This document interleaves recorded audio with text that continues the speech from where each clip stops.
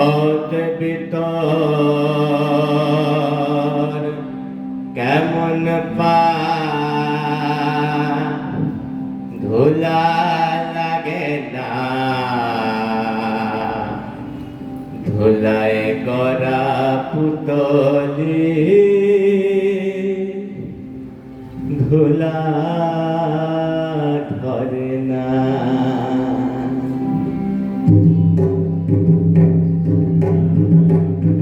পথ ভিতর কেমন পা ধুলা লাগে না, ধুলায় করা পুতলি ধুলা ধরে না। পথ ভিতর কেমন পা ধুলা লাগে না, ধুলায় করা পুতলি ধুলা ধরে না। ধন্য ধন্য ধন্য দেবী, ধন্য তোমার পুণ্য তীর্থ, ধন্য ধন্য মা, মা গো মা, মা।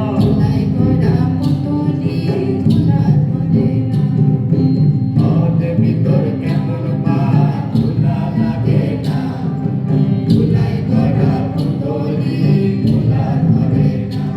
শোনো, এই হলো সেই পুণ্য তীর্থ। এই পবিত্র পুণ্য তীর্থে তোমাদের দেবী সর্বমস্তা মানবী রূপে আবির্ভূত হয়েছিলেন। আর ওই যে গাছতলা দেখছো, ওই গাছতলা মধ্যাহ্নে দেবী রোজ শয়ন করতে, আর একটি দুটি করে ফুল, ছোট্ট কি ছোট্ট না, কেন জানো? যাতে দেবীর কোমলাঙ্গে না আঘাত লাগে। আর এই হলো সেই সরজু নদী। আর এদিকে এসো, এদিকে এসো।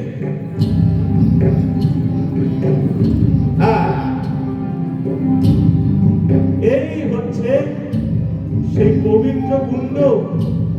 এই পবিত্র কুণ্ডের জলে দেবী সায়নে রোজ চান করতেন। আর পাখিরা সব পোড়াপুরি করতো, কলরব করতো। কেন জানো? যাতে দেবী চান করা না কেউ দেখে ফেলে। পথ ভিতর কেমন গা বাড়ি ধরে না, পথ ভিতর কেমন গা বাড়ি ধরে না। পদ্মবনে চন্দ্রমণিকে কার গহনা, পদ্মবনে চন্দ্রমণিকে কার গহনা। পথ ভিতর কেমন পা ধুলা লাগে না, ধুলায় করা পুতলি ধুলা ধরে না। শোনো, তোমাদের দেবী সর্বমস্তা কিভাবেই বা সিংহগড় থেকে আমাদের এই পার্বত্য অরণ্যে এলেন, সে কথা জানতে ইচ্ছে করছে তো? তবে বলিস, সে অনেকটা আগের কথা, বুঝলে? ওই যে ইস্ট ইন্ডিয়া কোম্পানি ছিল, ওই ইস্ট ইন্ডিয়া কোম্পানি রাজত্বের বীজ চারিদিকে ছড়িয়ে দিয়েছিল। এই কাহিনী তোমরা যদি শুনতে চাও, তাহলে আমাদের যেতে হবে কোথায়? তোমরা জানো কোথায়? সেই সিংহগড়, রাজা লোকেন্দ্র প্রতাপ সিংহের রাজ দরবারে। পথ ভিতর কেমন পা ধুলা লাগে না, ধুলায় করা পুতলি ধুলা ধরে না। পথ ভিতর কেমন পা ধুলা লাগে না, ধুলায় করা পুতলি ধুলা ধরে না। পথ ভিতর কেমন পা ধুলা লাগে না, ধুলায় করা পুতলি ধুলা ধরে না।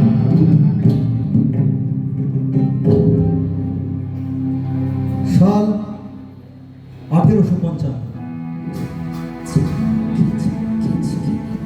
20 আগস্ট।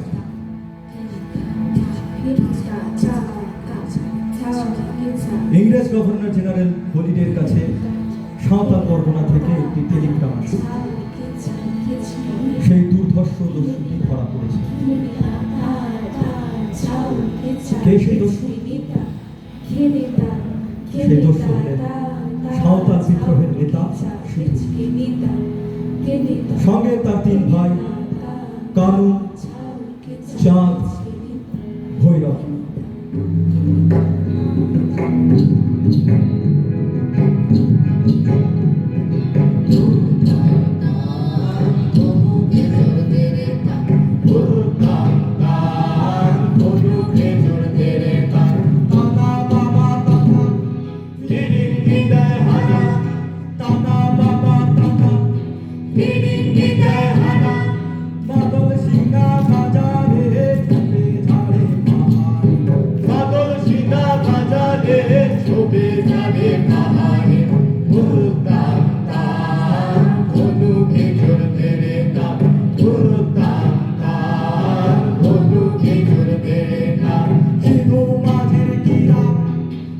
কোম্পানিরে ঘিরা কানু মাঝির গিরা কোম্পানিরে ঘিরা স্বামী বোনের ধারে ধারে হাজারে হাজারে হাজারে হাজারে উল্কান্তার ধনুকে জড়তে রে টান উল্কান্তার ধনুকে জড়তে রে টান ভৈরব হাতে হুল হুল মহাজনের বুকে সুর চাঁদ হাতে হুল জমিদারের বুকে সুর ভৈরব হাতে হুল হুল মহাজনের বুকে সুর চাঁদ হাতে হুল হুল জমিদারের বুকে সুর রক্ত ঝরা কাটা বনে ফুটলো ফুটলো রক্ত ঝরা কাঁটা বলে ফুটলো ফুটলো উল্কান্তার ধনুকে জড়তে রে টান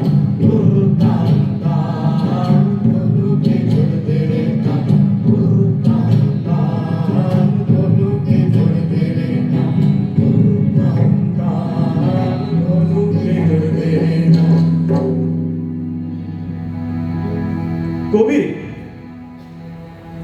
আমাদের তো কোনো দেবতা নেই, তাহলে আমরা কার মন্ত্র পড়ব?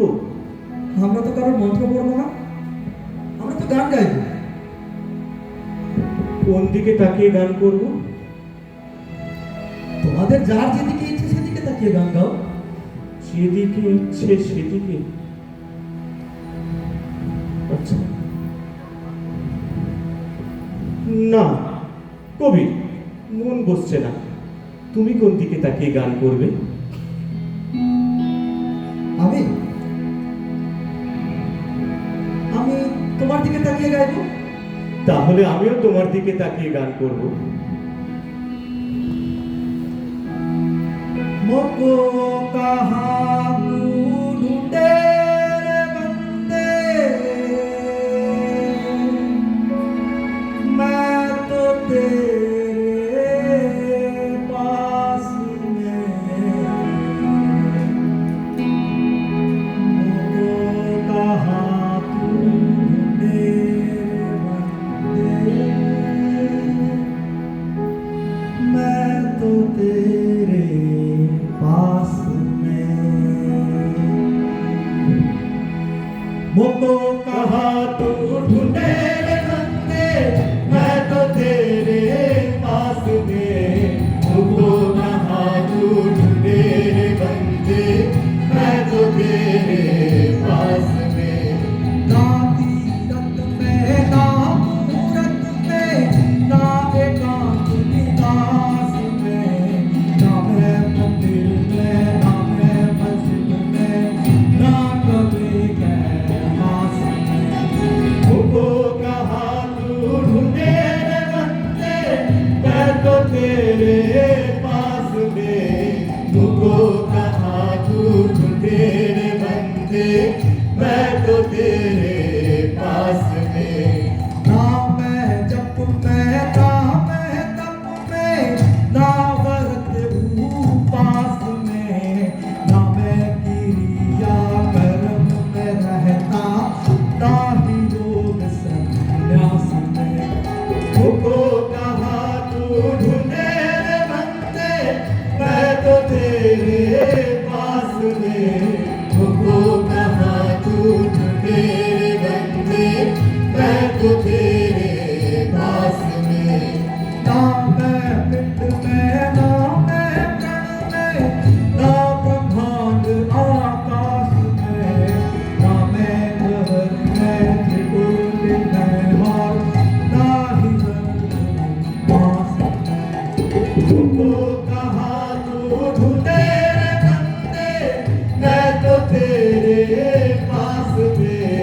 मुझको कहा तू ढूंढे रे बंदे, मैं तो तेरे पास में।